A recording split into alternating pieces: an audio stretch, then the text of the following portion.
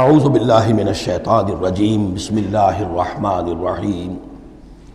وَمِنَ النَّاسِ مَن يُجَادِلُ فِي اللَّهِ بِغَيْرِ عِلْمٍ وَلَا هُدًى وَلَا كِتَابٍ مُنِيرٍ، اور لوگوں میں سے کچھ ایسے بھی ہیں جو اللہ کے بارے میں، اللہ کی باتوں کے بارے میں، اللہ کی صفات کے بارے میں، ذات خداوندی کے بارے میں جھگڑتے ہیں، بحثیں کرتے ہیں، نزاع کرتے ہیں، نہ ان کے پاس علم ہے، بغیر علم ولا ہدن، نہ کوئی ہدایت ہے، ولا کتاب منیر، نہ کوئی روشن کتاب ہے جس سے وہ رہنمائی لے رہے ہوں۔ ثانی عطفہ، وہ اپنی گردن کروٹ اپنی موڑ کر چل دیتا ہے، آیات سنتا ہے، اللہ کی کلام کو سنتا ہے، پھر ذرا وہ اپنی کمر کو موڑتا ہے، بل دیتا ہے، چل دیتا ہے، لیضل عن سبیل اللہ، تاکہ گمراہ کرے لوگوں کو اللہ کے راستے سے۔ لہ فی الدنیا خزی، اس کے لیے دنیا کی زندگی میں بھی رسوائی ہے، ونذیقہ یوم القیامت عذاب الحریق، اور قیامت کے دن ہم اسے جلانے والے عذاب کا مزہ چکھائیں گے۔ ذالک بما قدمت یداک، اور یہ سب کچھ ہے تیرے اپنے دونوں ہاتھوں کے کرتوتوں کی وجہ سے، جو بھیجا ہے تیرے دونوں ہاتھوں نے، بما قدمت یداک، وان اللہ لیس بظلام للعبید، اور یقیناً اللہ تعالیٰ تو اپنے بندوں پر ظلم کرنے والا نہیں ہے۔ ومن الناس من يعبد الله على حرف فإن أصابه خير اطمأن به وإن أصابته فتنة انقلب على وجهه خسر الدنيا والآخرة ذلك هو الخسران المبين۔ لوگوں میں سے کچھ ایسے بھی ہیں جو اللہ تعالیٰ کی بندگی کرتے ہیں کنارے کنارے، بچ بچ کر۔ یہ وہ روگ جس کو کہا گیا فی قلوبہم مرض، جن کے دلوں میں روگ ہوتا ہے۔ ایک وہ لوگ ہوتے ہیں کہ حق کو قبول کیا، پھر ہر چہ بعد آباد منجدھار میں پھر وہ چھلانگ لگاتے ہیں، ہر چہ بعد آباد ماں کشتی دراب انداختے، ہم نے حق کو قبول کیا، اس کشتی کو ہم نے پانی میں ڈال دیا ہے، اب یہ کشتی تیرے گی تو ہم تیریں گے، یہ ڈوبتی ہے تو ہم ڈوبنے کے لیے تیار ہیں۔ ایک وہ ہے جو چاہتے بھی ہیں حق کے ساتھ چلنا، لیکن کنارے کنارے گہرے پانی میں نہیں جانا چاہتے، خطرات مول نہیں لینا چاہتے، اپنے لیے جان اور مال جو ہے اس کو بچا بچا کر، جو اقبال نے کہا تو بچا بچا کے نہ رکھ اسے، تیرا آئینہ ہے وہ آئینہ کہ شکست ہو تو عزیز تر ہے نگاہ آئینہ ساز میں۔ لیکن یہ کچھ لوگ بچ بچ کر چلنا چاہتے ہیں، کوئی گردن نہ پہنچ جائے، کوئی نقصان نہ ہو جائے، کوئی ہمیں قربانی نہ دینی پڑے۔ وَمِنَ النَّاسِ مَن يَعْبُدُ اللَّهَ عَلَىٰ حَرْفٍ، کنارے ساتھ، فَإِنْ أَصَابَهُ خَيْرٌ اطْمَأَنَّ بِهِ، اگر خیر آئے تو مطمئن رہیں گے۔ وَإِنْ أَصَابَتْهُ الْفِتْنَةُ انقلب عَلَىٰ وَجْهِهِ، اور اگر کوئی فتنہ آ گیا، آزمائش آ گئی، کوئی قربانی کا وقت آ گیا، پکار آ گئی، نکلو اللہ کی راہ میں اور لاؤ اللہ کی راہ میں، تو وہ اپنے چہروں کے بل اوندھے گر جاتے ہیں۔ خسرت دنیا والآخرہ، یہ خسارہ ہے، یہ گھاٹا ہے، یہ نقصان ہے دنیا اور آخرت دونوں کا۔ ذالک هو الخسران المبین، اور یہ بہت ہی نمایاں اور واضح تباہی ہے۔ ایک میں بات عرض کرنی رہ گئی ہے کہ سورہ حج کے بارے میں بعض جگہ آپ نے دیکھا ہوگا لکھا ہوا کہ یہ اس کو مدنی بھی مانا گیا ہے، لیکن یہ واقعہ ہے کہ اس سورہ مبارکہ کے اندر بعض آیات ایسی ہیں کہ جو یا تو مدنی ہیں، اور بعض آیات کے بارے میں مجھے پھر وہ ایک قول مل گیا تھا حبر الامہ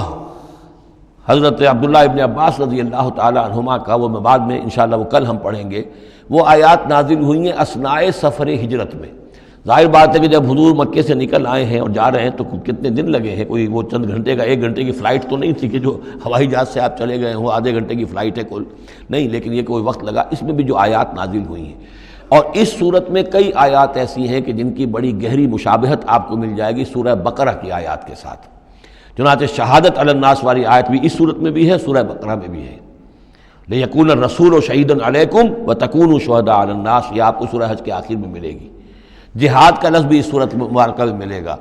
یہ آیت بھی آپ غور کریں گے تو سورہ بقرہ کے دوسرے رکوع میں جو مثال آئی تھی، منافقین کا حال یہ ہے، او کصیب من السماء فیہ ظلمات ورعد وبرق یجعلون اصابعهم فی آذانہم من الصواعق حذر الموت واللہ محیط بالکافرین۔ تو یہ جب بجلی جب چمکتی ہے، کوئی روشنی نظر آتی ہے، چل پھر لیتے ہیں،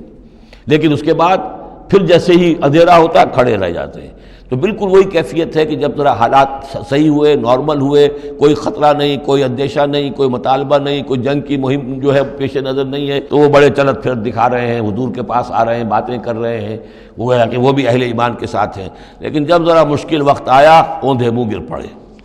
وَمِنَ النَّاسِ، اللہ تعالی ہمیں اس سے بچائے، اور دین اور ایمان کے ساتھ اور اللہ کے دین کو قائم کرنے کی جد و جہد میں مخلصانہ اور ہمہ وجوہ اپنے آپ کو جھونک دینے کی ہمت عطا فرمائے۔ وَمِنَ النَّاسِ مَن يَعْبُدُ اللَّهَ عَلَىٰ حَرْفٍ فَإِنْ أَصَابَهُ خَيْرٌ اطْمَأَنَّ بِهِ وَإِنْ أَصَابَتْهُ فِتْنَةٌ انقلب عَلَىٰ وَجْهِهِ خَسِرَ الدُّنْيَا وَالْآخِرَةَ ذَلِكَ هُوَ الْخُسْرَانُ الْمُبِينُ۔ یدعو من دون اللہ ما لا یضرہ وما لا ینفعہ، یہ پکارتا ہے اللہ کے سوا ان کو جو نہ اسے کوئی ضرر پہنچا سکتی ہے نہ نفع، ذالک هو الضلال البعید، یہی ہے بہت ہی گمراہی، دور کی گمراہی۔ یدعو لمن ضرہ اقرب من نفعہ، وہ پکارتا ہے اللہ کو، اس کو کہ جس کا ضرر جو ہے وہ اس کے نفع سے قریب تر ہے۔ اللہ کے سوا کسی کو پکارو گے تو نفع تو کوئی ہے نہیں لیکن ضرر تو پہنچ گیا۔ لبیس المولا و لبیس العشیر، بہت ہی برا ہے وہ دوست اور بہت ہی برا ہے رفیق۔ ان اللہ یدخل الذین آمنوا وعملوا الصالحات جنات تجری من تحتها الانہار، یقیناً اللہ تعالیٰ داخل کرے گا ان لوگوں کو جو ایمان لائے اور جنہوں نے نیک عمل کیے ان باغات میں جن کے دامن میں ندیاں بہتی ہوں گی۔ ان اللہ یفعل ما یرید، یقیناً اللہ تعالیٰ کرتا ہے جو چاہتا ہے، جس چیز کا ارادہ کرتا ہے وہ کر گزرتا ہے، فعال لما یرید ہے۔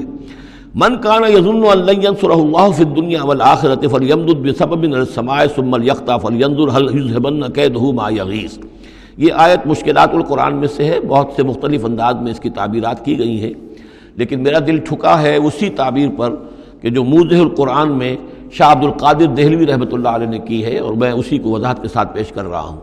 جو شخص دین کے لیے خدمت کر رہا ہو، دین کے لیے لگا ہوا ہو کام کے اندر، داعی ہے یا اس کسی داعی کے ساتھ ہے، اب اس کے لیے یہ ہوتا ہے کہ ایک تو امید ہوتی ہے کہ اللہ کی مدد آئے گی، آج نہیں تو کل آئے گی، کل نہیں تو پرسوں آئے گی۔ اگر کسی وجہ سے انسان حالات کو دیکھ کر اتنا مایوس ہو جائے کہ اللہ کی مدد کی اسے امید نہ رہے، یہ چیز پھر اس کے لیے بہت بڑی ناکامی کا سبب بن جائے گی۔ امید پیوست رہ شجر سے امید بہار رکھ، اللہ سے مایوس نہیں ہونا چاہیے۔ نہ لا تقنطوا من رحمت اللہ، ٹھیک ہے دیر ہو جائے کوئی حرج نہیں، لیکن یہ کہ یہ اللہ کی مدد آئے گی، اللہ جو ہے نصرت فرمائے گا، اللہ تعالی ہماری مدد کرے گا۔ والذین جاہدوا فینا لنہدینہم سبلنا، جو لوگ ہماری راہ میں محنت کریں گے، جدوجہد کریں گے، ہم لازماً انہیں اپنے راستے دکھائیں گے۔ یہ اللہ کا پختہ وعدہ ہے، ان وعدوں پر یقین رکھنا چاہیے۔ لا انک لا تخلف المیعاد، اے اللہ ہمیں یہ اندیشہ نہیں ہے کہ تو اپنا وعدہ پورا نہیں کرے گا، خلاف کرے گا، ہاں ہمیں اندیشہ ہوتا ہے کہ ہم تیرے وعدوں کے مصداق بن سکیں گے یا نہیں، ان کا مصداق بننے کی شرائط پوری کر سکیں گے کہ نہیں۔ یہ کیفیت بندے کی رہنی چاہیے، اللہ تعالیٰ کی مدد سے اور اللہ تعالیٰ کی نصرت سے مایوس کبھی نہیں ہونا چاہیے۔ تو اس کی ایک مثال دی ہے کہ اگر کوئی شخص کسی رسی کے ساتھ کہیں اوپر سے ایک رسی ہے اس نے پکڑا ہوا ہے، تو تب تک تو یہ کہ تھاما ہوا ہے، یہ اللہ تعالیٰ کے ساتھ ہے نا، حبل اللہ، یہ قرآن جو ہے القرآن حبل اللہ الممدود من السماء الی الارض، اسی طرح امید اللہ سے رکھنا، رجا رکھنا، یہ بھی گویا کہ ایک معنوی رسی ہے کہ جو اللہ تعالیٰ کے ساتھ ہمیں جوڑے ہوئے ہیں۔ جب تک یہ رسی رہے گی ہمیں سہارا رہے گا، جب یہ رسی کاٹ دیں گے ہم، وہ امید منقطع کر دیں گے، تو سوائے اس کے اور کیا ہوگا کہ زمین پر رودے منہ گر جائیں گے۔ من کان یظن ان لن ینصرہ اللہ فی الدنیا والآخرہ، جس شخص کا یہ گمان ہو جائے کہ اللہ ہرگز مدد نہیں کرے گا اس کی دنیا میں اور نہ آخرت میں، فلیمدد بسبب من السماء، اسے چاہیے کہ ذرا ایک رسی آسمان کی طرف تانے، ثم لیقطع، پھر کاٹ دے، اسے توڑ دے، فلینظر هل یذهبن کیدہ ما یغیظ، پھر دیکھے کہ اس سے اس کا جو غصہ ہے اندر کا، اس میں جو مایوسی کی آگ جل رہی ہے اس میں کوئی کمی ہوئی؟ یعنی جب تک وہ رسی ہے کچھ نہ کچھ امید تو رہے گی، تو اس امید جو ہے اللہ پر اور اللہ کی نصرت اور اللہ کے وعدوں پر جو یقین ہے اس کو برقرار رکھو، یہ تمہیں سہارا دے گی۔ وَكَذَلِكَ أَنزَلْنَاهُ آيَاتٍ بَيِّنَاتٍ، اسی طرح ہم نے اتارا ہے اس قرآن کو روشن اور کھلی باتوں کی شکل میں۔ وَأَنَّ اللَّهَ يَهْدِي مَن يُرِيدُ، اور اللہ تعالیٰ ہدایت دیتا ہے جس کو چاہتا ہے، یا اللہ تعالیٰ ہدایت دیتا ہے جو چاہتا ہے کہ اس کو ہدایت ملے۔ صدق اللہ العظیم۔